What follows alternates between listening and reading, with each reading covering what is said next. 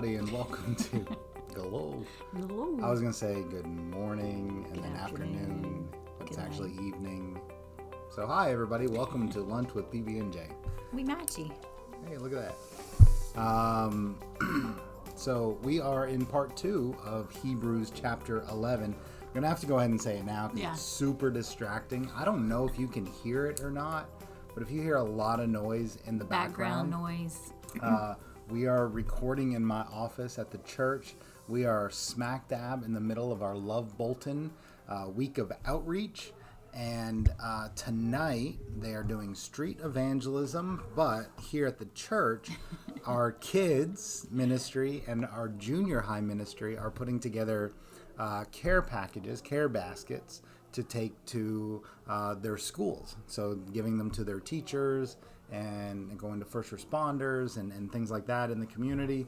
And they are like down the hall from my office, fun putting them together. But it is coming down like a funnel into the office here. So I don't know how it's coming through on the sound for the podcast, but super loud in our office. So if we appear a little distracted, that is why. But we're going to power through, right? Yeah.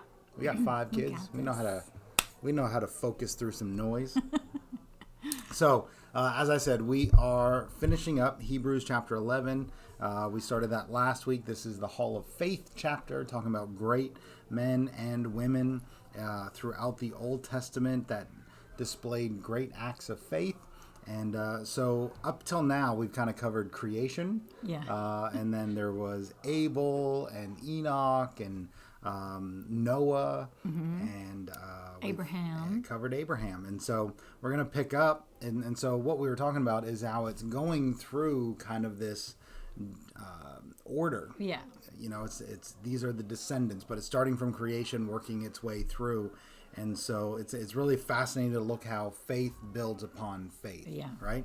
And so that's what we're talking about. So let's dive in. We're going to be starting at Hebrews 11, verse 20, and picking it up. So we just finished talking about Abraham and how he was able to, by faith, he laid Isaac on the altar, and God came through for him. And so that is where we start, verse 20. It says, "It was by faith that Isaac promised blessings for the future to his sons Jacob and Esau. It was by faith that Jacob, when he was old and dying, blessed each of Joseph's sons and bowed in worship as he leaned on his staff. It was by faith that Joseph, when he was about to die, said confidently that the people of Israel would leave Egypt. He even commanded them to take his bones with them when he left." So again, the faith that we're talking about at this point is there was a great promise given to Abraham. I should pause and say, if you're just jumping into the podcast for the first time, stop now, go back to the beginning of Hebrews, start from there, catch up with us in a couple weeks. All right. But for those of you that have been listening and following along, the great promise to Abraham was that he would be the father of many nations. Right. He died without ever seeing the many nations. He had a son. Yeah. Right. And so he never saw that promise. And then Isaac is the son, and Isaac really never sees it grow into anything either. And yet he is living and operating and giving promises and blessings to his son based on the promises that were given to his father, that his father had great faith for, even though he never saw it. Isaac is giving the same hope and blessing to his sons, even though he has never really seen it yet as well. Same promises. Yeah, when you look at, so I kind of look at the example they said with Isaac and Jacob. I kind of lumped those two together. I saw the same thing in those two examples that were given.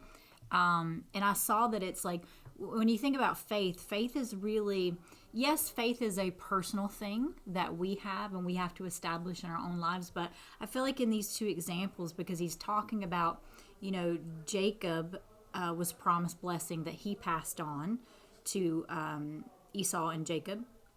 Isaac passed these blessings on to Jacob and Esau. And then you go further and you say that by faith Jacob blessed his grandsons, Manasseh and Ephraim.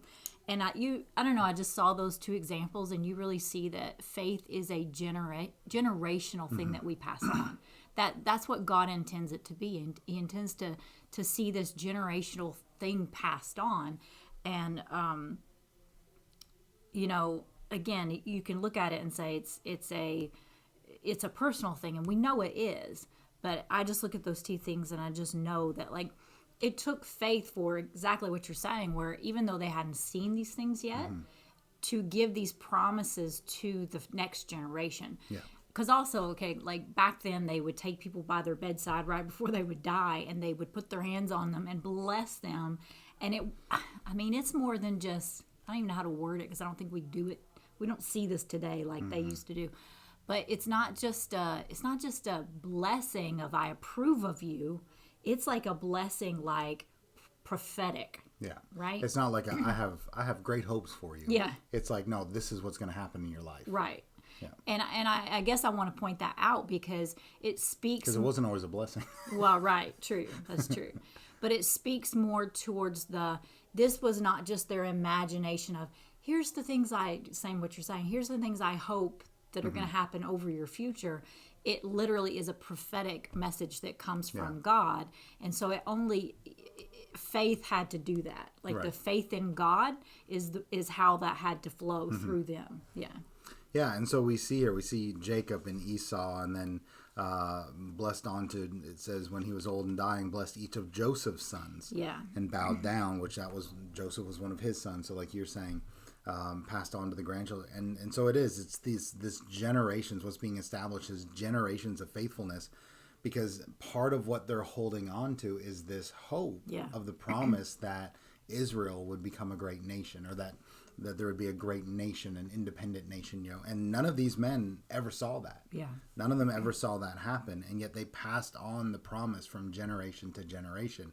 And it speaks so much to us today, because we can look around the world and go, there's a hope that Jesus is returning, right? Like I can remember being a kid, 40 years ago, I can remember being in church and as a kid and hearing talk about the rapture and all those things, and Jesus is coming back, and all this hope and these promises that are in God's word, and not see it there. And yet that is something my parents instilled in me, and we talk to our kids about as well.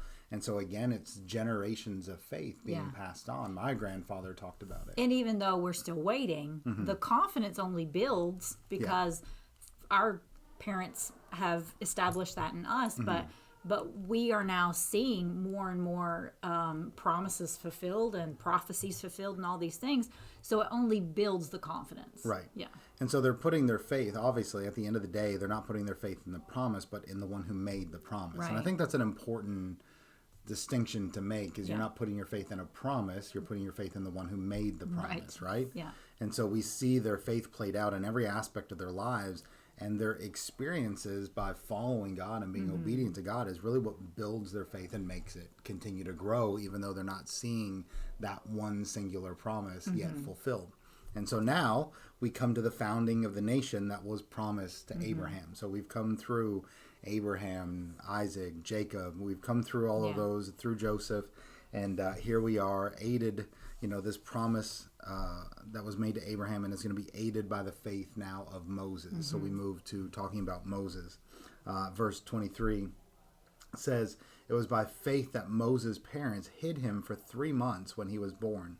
They saw that God had given them an unusual child, and they were not afraid to disobey the king's command. I thought this was such an interesting verse, because, and this happens a couple of times as we go through this, where the way it's worded there, the way that it's worded, that there's these, the focus is on Moses, the faith here is not yet Moses' faith, it is the faith of his parents, who are it doesn't mention their names here. Now we can go back to Genesis and find them. But we don't know them. We can go back and find, it does say their names in the book of Genesis. And so, but it's the fact that this was a faith that was passed on to their child, even though, again, Moses wasn't born by faith. He was saved by faith and hidden by his mother, right? And so as parents, our faith in God may not pass through our DNA, In other words, it's not just in the blood. Yeah. We can say that if we want to, but it's not in our blood. It's in the blood of Jesus, right? Is where faith is born. Yeah. but it can be passed through the atmosphere that we create in our homes. Yes. And I think that's important. What are you creating to... So not even for us as parents, but also for you as kids, that maybe if you're listening to this and you've kind of been riding the fence and going, well, my grandfather was a Christian, my parents were Christians, I'm going to be okay. That's not the faith that Moses had. It wasn't passed through his DNA. It was passed through the atmosphere created. Because even though his parents, if you know the story, obviously they put him in the bushes trying to save him because there's a command to kill all the Hebrew boys because they were outnumbering the Egyptians. And so it was by faith that the mother put him, but then God opened a door for her to actually raise him. Yeah, that's so cool. As well. And so again, you see faith played out and God honoring those steps of faith. And so faith in this example with his parents, faith made them unafraid to do what they knew was wrong, even though, or to go against what they knew was wrong, even though it was the law of the land. So they stood up for they did what was right, even though it was wrong, even though it was against the law. They literally broke the law to do what they knew was right in the eyes of God, and they did that by faith. Yeah, this one stuck out to me so much, and I found it so powerful because it's like this. What incredible faith! Yes, it's faith. I mean, the way it's worded is because they disobeyed the king, and that would be scary, right? To just come up against that authority and say, okay, we're going to hide him and we're going to put him down the river, but. It's this thing of like, what kind of faith would it take to place your child, your baby, in the Nile River, infested with crocodiles and the current and just danger around every corner, and all you've done is made this basket and put some tar around it. I don't know, and just because you know, okay, God told me to do this. Right. This is wrong. We're not going to do that. But God told us to do this. And like, what kind of faith, would that take to just basically just surrender your child to God, basically, and I look at myself and I'm like, I feel like sometimes it takes incredible faith to, my son just got his license to say, get in the car and go down the road, and, or kids, walk to the park by yourself, or the faith that they displayed. Like, I guess I'm coming from that parent standpoint of just like your baby. Well, it's just counterintuitive to say, I'm going to save my child by abandoning it in the river. Yeah. Right? Now, there was a whole process. She knew that people came down there, but still, like, there was a plan. It's counterintuitive to think I'm going to save my baby by abandoning my baby. Yeah, that surrender. And yet that was the faith. That was what they felt led to do, and that was the step of faith that they took in doing that. And I even just look at it, and I don't. Hopefully, I'm not. You can follow or track me here, but it's the idea of, here in this story, it's the king is basically after these babies, and he's going to kill them. And so they have a plan of saying, okay, we are not giving our we're not giving our children over to the king. We're not going to do that. We're not sacrificing our children, but we do have to surrender this situation to God because we're no longer in control. Yeah. And I look at it in today of just, there might not be like a leader or a king out to kill your child, but the devil is looking to steal, kill, and destroy this next generation. Yeah. And so, we have to have faith as parents to surrender our children to God in whatever scenario he's at. It might not be as, as crazy as this situation, but it is this surrender that we have to have. And to do what is right, despite what the law or what the culture says is wrong. Yeah. And the way we know that is to read his word. His word will tell us where those, areas are. So let's go on. Verse 24, it says, it was by faith that Moses, when he grew up, refused to be called the son of Pharaoh's daughter. He chose to share the oppression of God's people instead of enjoying the fleeting pleasures of sin. He thought it was better to suffer for the sake of Christ than to own the treasures of Egypt, for he was looking ahead to his great reward. It was by faith that Moses left the land of Egypt, not fearing the king's anger. He kept right on going because he kept his eyes on the one who is invisible. It was by faith that Moses commanded the people of Israel to keep the Passover and to sprinkle blood on the doorposts so that the angel of death would not kill their firstborn sons. So again, if you are familiar with the story of Moses, you know this, but just in case you're not, that when we're talking about abandoning Moses in the reeds in the river, it was Pharaoh's daughter that actually came and found him. So Pharaoh is the ruler of the land. It's his daughter that finds him, brings him into the palace. Pharaoh's the one that wants the babies killed. Yeah.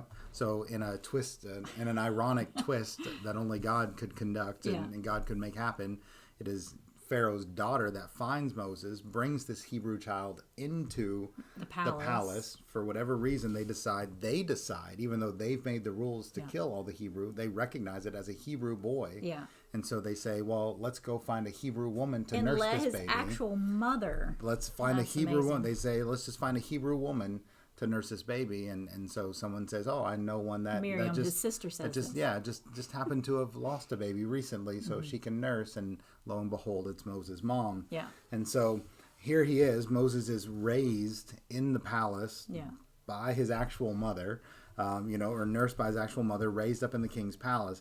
And so that just goes to show, and what they're pointing out there is that Moses had choices. Mm-hmm. Like he could have chosen the path of his adopted family. Mm-hmm. He could have chose to go against the Hebrews, go against the, his upbringing in a way, and go with his adopted upbringing.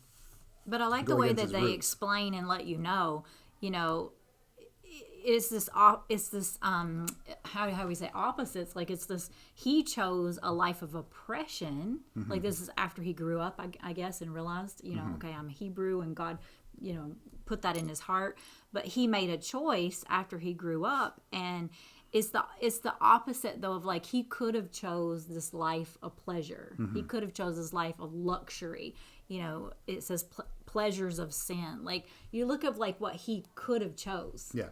And instead but I think I love the fact it's just like the word chose. Yeah. Like, that because that's the reality of what happened. He chose he chose to be that other lifestyle. Yeah.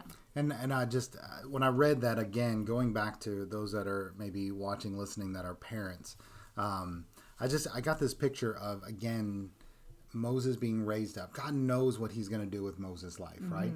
And so he's got to instill a faith in him from a young age. And so he orchestrates this moment where Moses' mother gets to nurse him and raise him to a certain point. We don't know for how long, but I got this picture of her just nursing Moses and just praying over him and just speaking faith into his life, you know, just at that young age. He couldn't talk yet, and she's just speaking the words of God and speaking the promises of God, because he knew who he was. Mm-hmm. As he got older and made these choices, he recognized who he was, his identity as a Hebrew, not as an Egyptian, right? And so just for you as parents, like just to I can remember doing that with our kids when they were super young, and you're up in the middle of the night and you're not sleeping them, so you might as well pray. And I'm just holding them and just rocking them and just looking at them, and just those evenings where you just sit and you just pray over them, and just pray. And so just seeing that was what stood out to me, is I just got this vision of her just nursing him and praying and speaking. So then he grows up, and he, as you're saying, he chose his true identity. I think is how you could say that. He chose his true identity despite the suffering. Even though it was the harder choice. Yeah, his people are suffering in every way possible. To stop at that word too, just the suffering. So didn't you think, I think it's kind of interesting that in verse 26 it says, Moses, thought it was better to suffer for the sake of Christ than his own treasures in Egypt. I'm like, wait, what? Like, in my head, I know this is silly, but I was like, oh, Christ hasn't happened yet. In my little brain. And just like, no, it's the reality of, we know this, that Jesus, he it's not like he just appeared in the New Testament. Right? And so Moses would have known there's a Messiah coming. So even though, when I read that, I was like, oh, he didn't know about Jesus, but yet he did, because he knew about the Messiah. He knew about the promises of God. And so that just again begs the question of, how did he get all of this information? So even growing up, like he was introduced to all of this somehow, right? And I read all of that, and I kind of summed it up with this statement: faith causes the believer to hold the right values and to make the right decisions. Yeah. That's what faith does, because we're surrounded by a world that has values that don't line up with the world of, Word of God. Right. We're surrounded by a world that leads us to wrong decisions. And so it is faith, oftentimes, it is our faith in God's Word that leads us down that path to make right choices and to hold on to right values, despite what the world is showing us and saying to us. And it might not make sense for the person watching. It might not be the easiest choice. It might not be, if anything, sometimes it's the crazy choice over here that, but it's that faith that is going to ground you to the right choice. Right. Yeah. And so, and I think faith looks very similar today to what Moses was going through, of just, we have to, by faith, we have to choose to leave the pleasures of sin, as it says, and to identify as one of God's chosen. And that's what he was doing. That at this point, Israel was becoming a nation. Yeah. Right? They were in Egypt, and this was kind of what Pharaoh's fear was, is they were starting to outnumber them. God was blessing them. They were rich. Yeah. I mean, God was blessing their crops and their flocks, and they were the number was growing and growing and growing, and that was the reason that Pharaoh enslaved them. And then they just kept prospering. And so he's like, well, okay, now we got to kill all the men, because we don't want them to get too strong with all the males that could fight back against us. And so it really is. They were starting to identify this as, they were starting to see the nation that had been promised to Abraham was coming to fruition. It was developing, And so they were, at this point, they recognized themselves as God's chosen nation, right? And so even though they hadn't quite officially become a nation yet, here they are growing to that. And so Moses, by faith, is looking forward and looking ahead to the promises. He's start to see it, and so he's identifying as one of God's chosen. Yeah, but even that word in verse 26, he's looking ahead to his great reward. Exactly what you're saying. Yeah, he's seeing he sees the promise. I think we can read some of these Old Testament stories, and we just like, oh, they didn't really know. It was just a day by day. And yes, it was a day by day faith they were living out, but all of this was grounded on promises that was given to one generation, passed to the next, passed to the next, passed to the next. It's interesting as you're talking like that. I just have this thought of like, because that's an interesting point. You're like, okay, they didn't, what their faith was built on is what had been said. They hadn't seen anything happen really yet. And so everything was built on the past, and it's very much the same as us in the sense of our faith is built on the Word of God, which is things that have been said, have been done, and that is what gives us faith to look to the future. And that's really what the writer of Hebrews is doing. Is he's like, all these people, we recognize them as great men of faith, but you recognize like they were operating in the same under the same set of circumstances you are, which is they were operating on the promise of a word yet to come to pass. Yes. And that's what their faith was built on. And it's the same thing. He's telling them like, Jesus is coming back. He is the great king. He is the great high priest. He is all these things that he has said. He is going to rule and reign and be victorious. And all of that. There's a promise that we're going to inherit and all of these things. And no, it hasn't happened yet. But look, we have the Word of God that has been spoken. And so, again, we're putting our faith not in the promise, but in the one who made the promise. And I also think that's why it was so important to pass it on, Verse 29 says, it was by faith that the people of Israel went right through the Red Sea as though they were on dry ground. But when the Egyptians tried to follow, they were all drowned. So again, like just looking at that one verse, the Red Sea, because Moses never made it to the Promised Land, the Red Sea is really a culmination of a season of faith in Moses' life. That's kind of the way I looked at it. It's like he has been building up all of this faith, because even coming back, it's the whole, in Exodus 4 and 5, it's this whole, or 3 and 4, it's this whole thing of God, I can't go back there, I don't talk good, I'm not a powerful person, I'm not all these things. Please send somebody Pharaoh else, wants to kill God. me, please send somebody else. And so it's just faith upon faith upon faith upon faith for Moses to go back. And it's all this, it all comes to this culmination at the Red Sea. And it really is, as I was reading that, it's like, I just got, again, this vision of all of the nation, yes, but Moses walking through, and it's almost like this symbolic gateway into the next season of his life. He was such a reluctant leader all the way up to the edge of the Red Sea. And even then, when he got there, he pauses for a moment. Like, I love this part of the story. Mm-hmm. He pauses for a moment and prays and goes, God, what am I going to do now? The Red Sea's in front of me. The enemy's behind me. And God said, I told you to go forward. And he's like, what's in your hand? It's your staff. What have I told you about that staff, man? Use it. And he stretches it out and hits it, and the water parts. And it's like, never stop moving forward. Right. That's God's command to Moses. And so the Red Sea really is this symbolic gateway. And once he reaches the other side, he becomes this great leader on the other side of the Red Sea. And again, it's that point of everything you need is in your hand. Like, it's there. Yeah. So I loved this one. I got stuck on this one today when I was studying. Just that by faith, the people walked through the Red Sea. And I got stuck on that phrase, walked through. And I think what's interesting about this story is if you go back, so it's Exodus 14 if you want to read the story of them crossing over.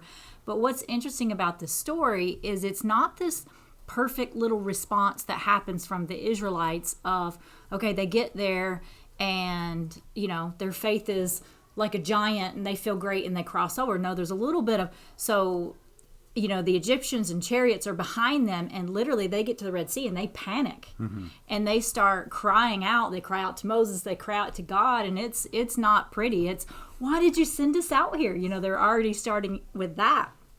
And so it's this thing of, it's their response for a second is not what I would call, faith, right?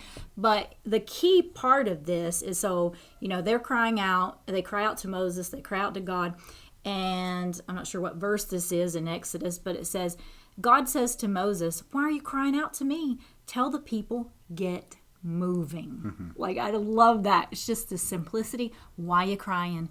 Get moving.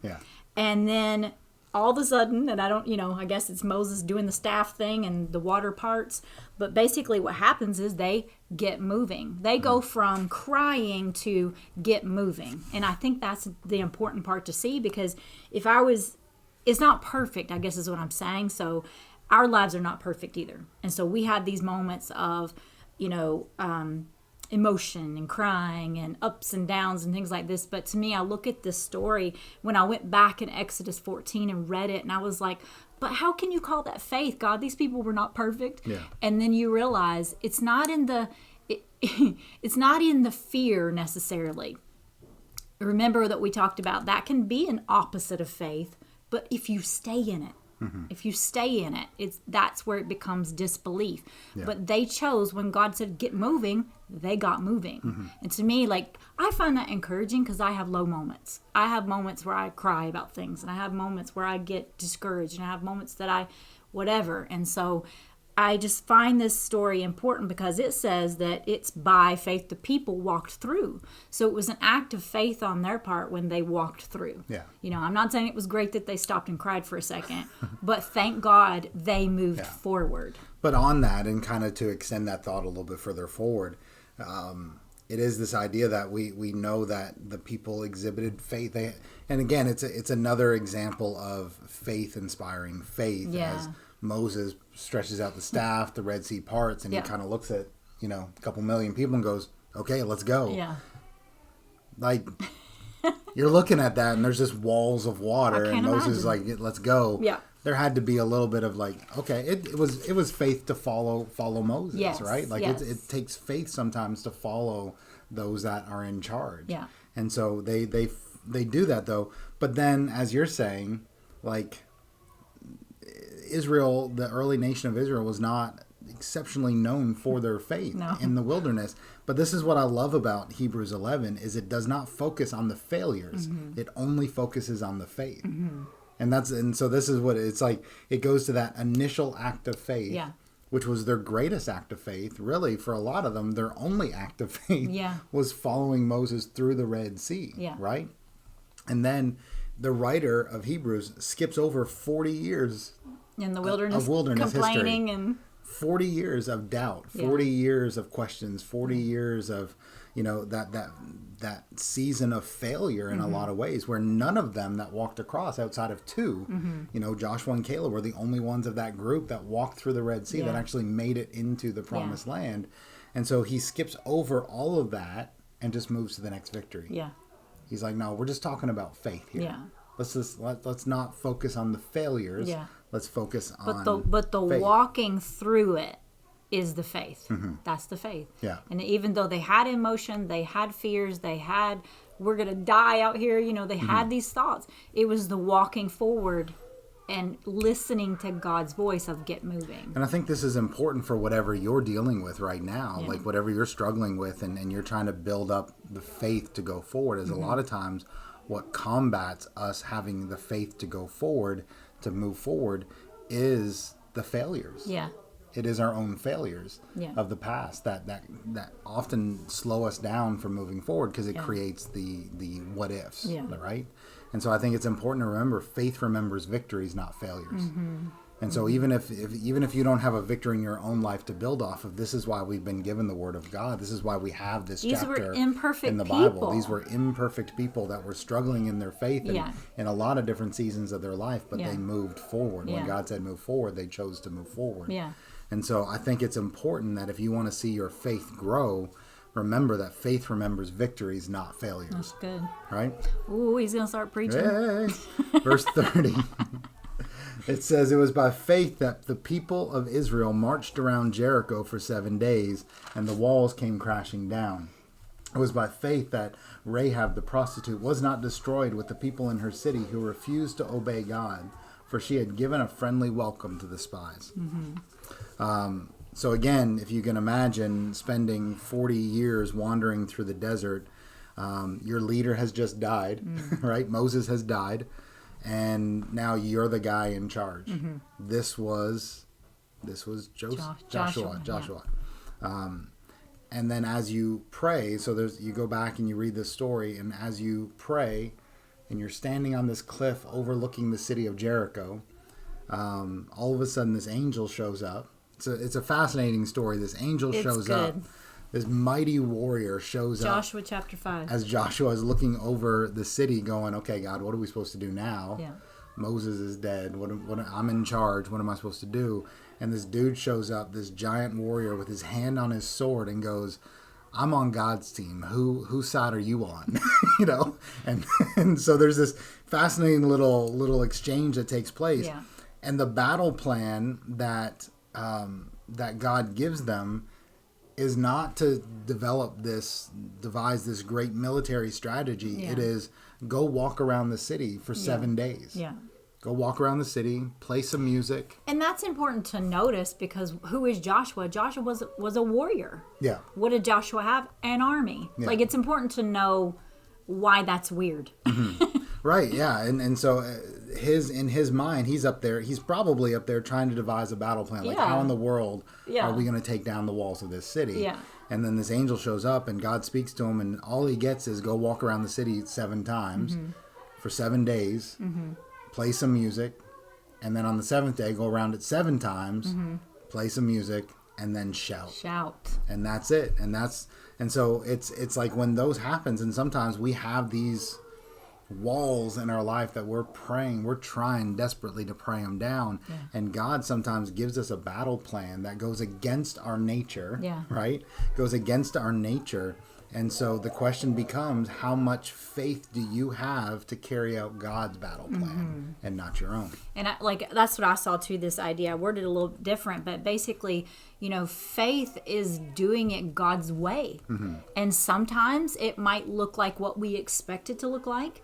And sometimes it might, because there was many times Joshua actually fought. God said, go fight this army, and I'm going to give you the victory. Yeah, he's going to have some epic battles in the days that come. But it's this thing of like, sometimes it's going to look so foreign to you. What? God, I don't sing. I don't, like, I'm not in the marching band. Like, you want me to do it that way? Yeah. And yet it's this thing where I think the bottom line is faith says it's done God's way. And he doesn't always choose what we would choose. But the point to the story is it works. And they've been, like, you've also got to remember, like, the 40 years they were in the wilderness, they fought. Yes. They fought battles. They had an army. And Joshua was at the forefront of that. Yeah. He had some victories under his belt. Yeah. And so it made sense for him to stand up there and go, okay, how are we going to do this? Yeah. And God says, you know what? On this one, we're going to change the battle plan.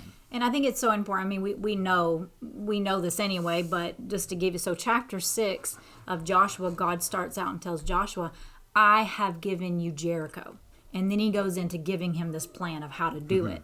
But, that's key for everything. Where does our faith come from? It comes from what God has said. And so in Joshua 6, God told Joshua, I have given you Jericho. Yeah. So this is the essence of the faith.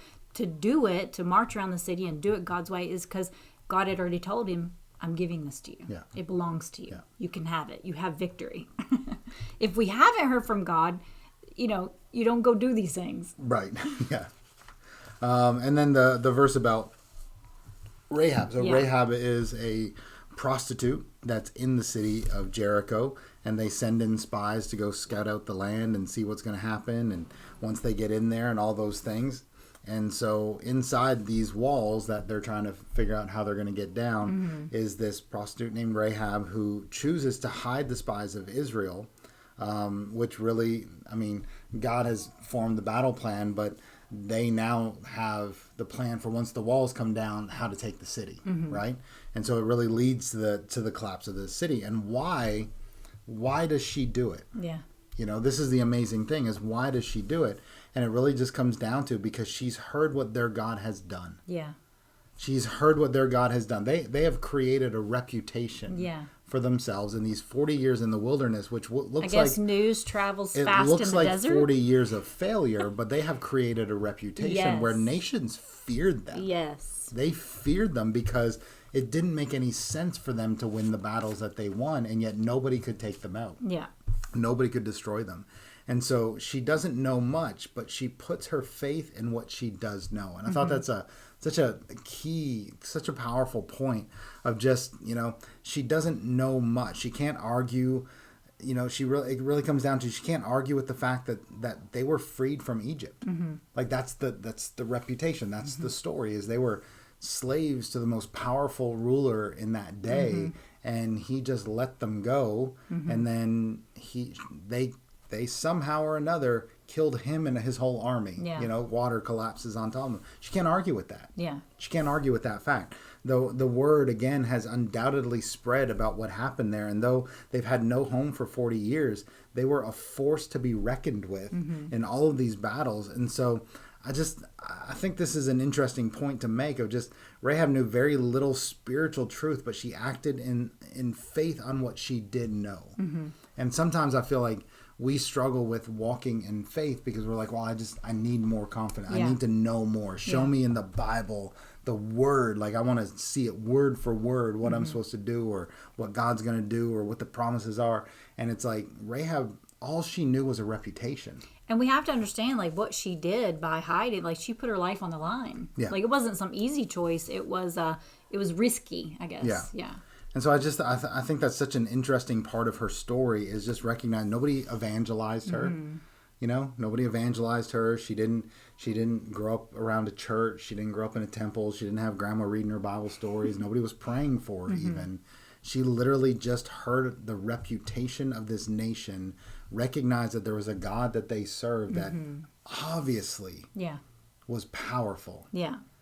And she said, I don't know much. Yeah. But I can't argue with the fact that your God has brought you this far. Yeah. And so if that's the God you serve, I want to serve him too. She believed. So it's Joshua, Joshua 2. And then I kind of broke it, verse 8, verse 10, and verse 11. But you see what she told the spies. Rahab told the spies, I know the Lord is giving you this land. For we have heard, just what he's saying, we have heard how the Lord made a dry path for you to go through the Red Sea when you left Egypt. And then if you go to verse 11, for the Lord your God is the supreme God of the heavens above and the earth below. Like, look at what she's recognizing right there. Your God is the supreme God of the heavens above, the earth and below, earth below. And again, what you're just saying, Rahab heard and she had faith, which just immediately brought me to Romans 10:17. Says faith comes from hearing, that is, hearing the good news about Christ. we have the good news, the full good news about Christ, but for her, she had heard the good news about the supreme God. Yeah. And so it was like she heard, and it all of a sudden faith, right? She believed. So I just thought that, like, again, we know the whole story of here she's a prostitute, and even the angle of God, choosing someone like that with that past, that background, that lifestyle, and none of that matters to God. None of that matters to faith, because faith is hearing and believing. Yeah. And then you act upon it, and he changes your life. And we know he, I didn't write all this down, but we know he changes Rahab's life so much that what happens? So her whole family, not only is she saved, but her whole family is saved when the walls fall. And it's this fascinating thing, you can look it up. But they've done archaeological digs, and they have found the city of Jericho. They have traced where the walls, because it says that no stone was left standing leveled, on top. It was completely leveled. However, the word that's given to Rahab is that her and her family will be saved. And in that day, they would build homes. The walls were like 12 feet thick. Like they were 12 feet wide. You could race chariots on top of the walls. And they would build homes in the walls. That's why the spies, she snuck the spies out through a window in her home, which was inside the wall of Jericho, and she lowered them down on the other side, and they were outside of the city. Yeah. And so her home was in there. They have found the city of Jericho, the walls that go around it. It is completely leveled, but there is a bump, if you will, that exists that is about 12 feet wide and about the width that they figure a home would be. Wow. And the only explanation they can find for it is that, if you pair that up against the Bible, is that this was the home of Rahab. And so her and her family are saved. She becomes a part of God's nation. She ends up giving birth to a man by the name of Boaz, or a child, he grows up to be a man, named Boaz, who becomes a descendant of King David. And she is one of only 3 women listed in the genealogy of Jesus.